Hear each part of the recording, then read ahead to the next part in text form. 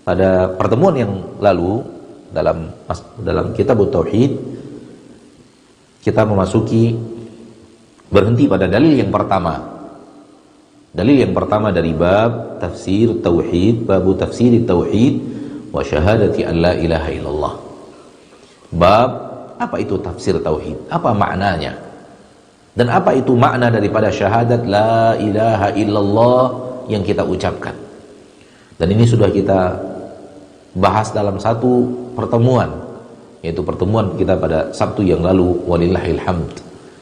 Dan kita ulang sedikit khususnya bagi Anda, saudaraku, saudariku muslimin dan muslimat, al-hadirin wal hadirat, al-musyahidin wal musyahidat dimanapun Anda berada, yang pada kesempatan yang lalu tidak bisa mengikuti kajian ini, ya, kita sampaikan secara ringkas barakallahu fiyya wa fikum bahwa tauhid la ilaha illallah, tauhid adalah makna daripada la ilaha illallah, yaitu mengesahkan Allah subhanahu wa ta'ala satu-satunya di dalam peribadatan kita, menjadikan Allah subhanahu wa ta'ala satu-satunya yang diibadati, tidak ada yang diibadati selain Dia dalam seluruh ibadah yang kita lakukan.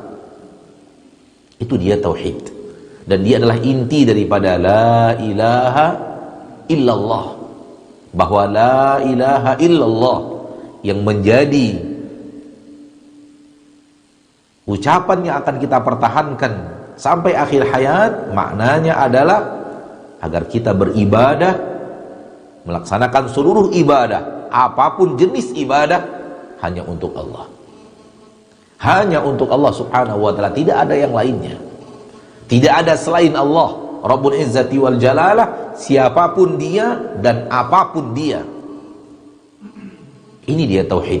Jadikan Allah subhanahu wa ta'ala esa, jadikan Allah subhanahu wa ta'ala satu-satunya yang kita ibadati.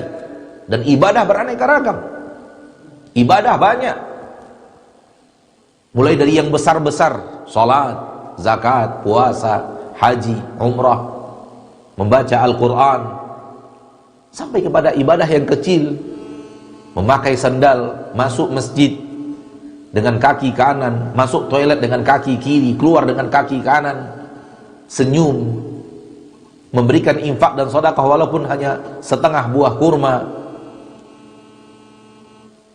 Ma'asyiral muslimin, ma'asyiral muslimat, semua ini asal diridhoi dan dicintai oleh Allah, itu namanya ibadah. Karena ibadah itu seluruh yang Allah ridhoi, seluruh yang Allah cintai.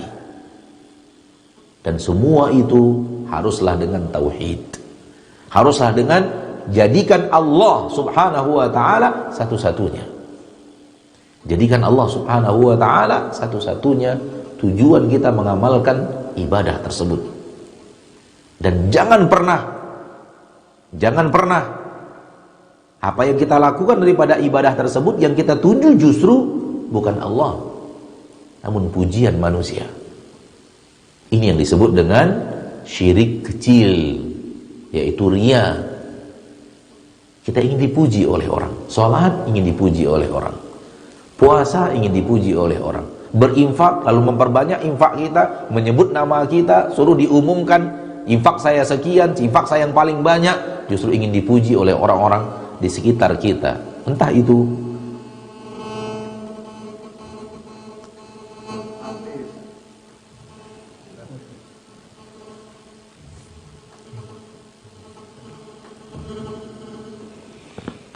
itu siapapun manusianya, suami, istri, mertua, tetangga, atasan, bawahan, teman, sahabat, atau orang yang tidak kita kenal. Jangan jadikan ibadah kita itu ingin mendapatkan pujian mereka. Dan kalau itu terjadi, tauhidnya hilang. Tauhidnya hilang. Dan Allah tidak akan terima ibadah itu. Disebut dengan riya, syirik kecil. Dan lebih parah daripada itu, dan ini yang paling berbahaya, justru lebih parah daripada itu apabila ibadah tersebut justru diarahkan kepada selain Allah. Dan ini malah syirik besar yang bisa membuat seseorang justru keluar dari agama Islam. justru keluar dari agama Islam. Kalau dia diarahkan ibadahnya itu kepada selain Allah. Kalau yang tadi ibadahnya masih kepada Allah, sholatnya kepada Allah, puasanya kepada Allah, berinfak dan bersedekahnya kepada Allah, namun dia hanya ingin dipuji manusia. Akan tetapi ketika ibadah itu sendiri yang benar-benar diarahkan kepada selain Allah, ini lawan daripada tauhid, lawan daripada la ilaha illallah. Kalau ada orang yang sholat, namun sholatnya bukan kepada Allah, katakanlah kita belum pernah bertemu orang yang sholatnya menuju matahari dengan cara sholat namun untuk matahari, ini bukan hamba Allah lagi, sudah hilang la ilaha illallahnya.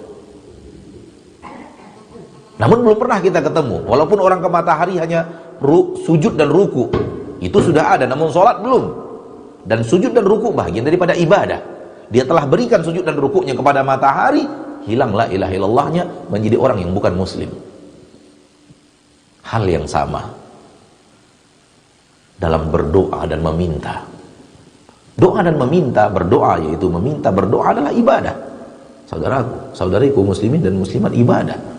Ketika Anda meminta kepada Allah, Anda meminta kepada Allah, maka Anda muslim yang mengamalkan la ilaha illallah.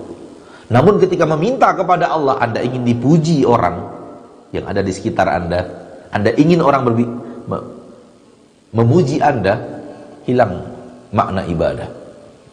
Namun kalau doa itu sendiri yang diberikan kepada selain Allah, seperti mereka yang berdoa meminta kepada dewa, mereka yang berdoa kepada sesembahan-sesembahan selain Allah, mereka yang meminta kepada Al-Masih, Nabi Isa, mereka yang meminta kepada Uzair, mereka yang meminta kepada para malaikat, tidak sedikit dari umat-umat terdahulu permintaan mereka tidak kepada Allah.